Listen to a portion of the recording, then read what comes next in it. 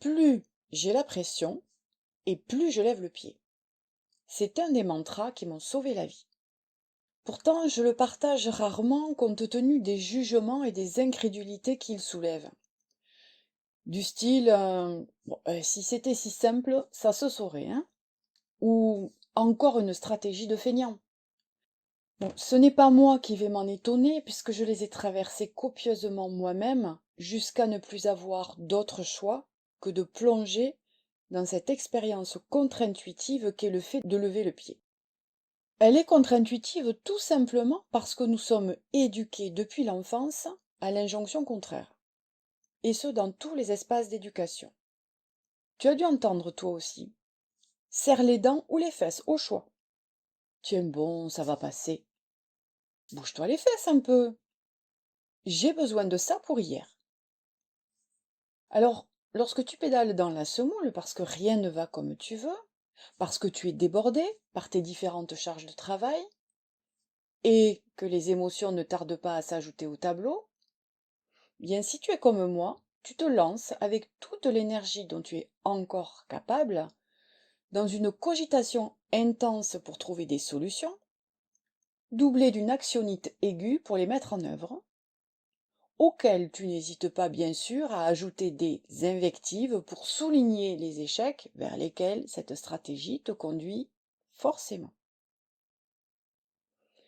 J'ai pour ma part épuisé toutes les ressources de ce scénario pendant 35 ans, jusqu'à me retrouver sur le carreau grâce à un retentissant burn-out qui m'a stoppé net. Je te parlerai de la façon dont je me suis relevé de cet épisode douloureux une autre fois.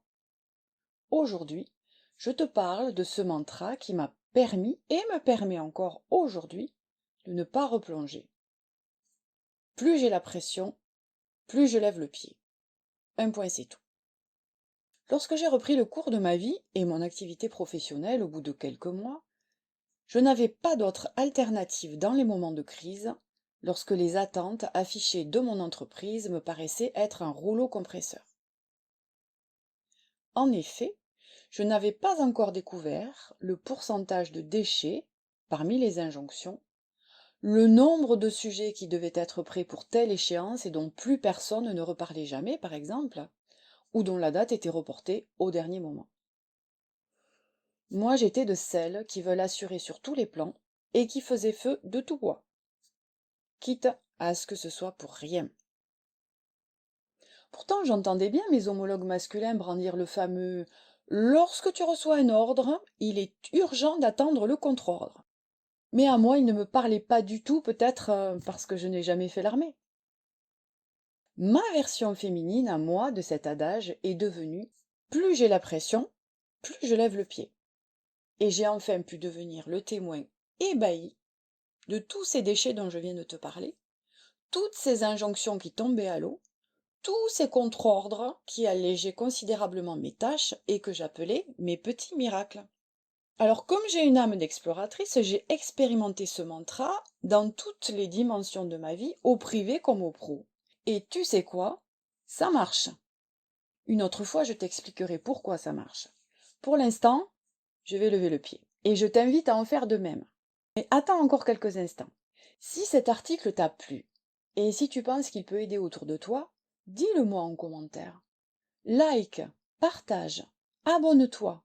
Et si tu en as marre de tourner en rond comme une lionne en cage et de te cogner sans cesse contre les barreaux, si tu es prête à expérimenter toi aussi une autre façon de vivre en étant guidée, n'attends pas de t'écrouler comme je l'ai fait. Contacte-moi. À bientôt.